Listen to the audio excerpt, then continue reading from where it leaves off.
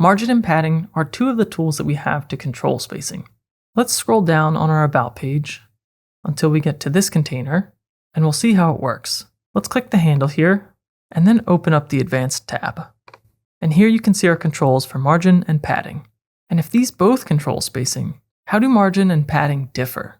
Looking at this illustration, if you imagine that each of our content elements has a border, then padding is the spacing inside, between our content and border, and margin is the spacing outside, or around the border. So if we look at our own example here, we already have some top and bottom padding.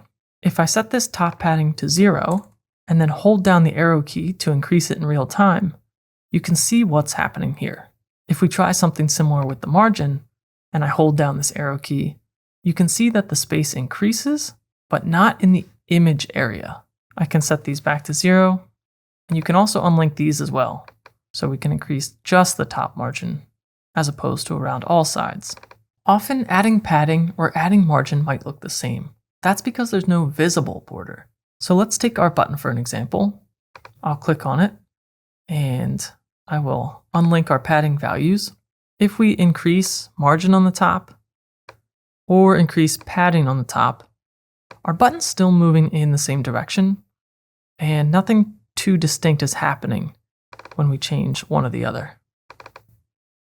I'll set these back. And there's another way that we can add spacing, and that's with a spacer widget. So let's click Add Element up here at the top. Let's find the spacer right here, and I'll drag that in above our button.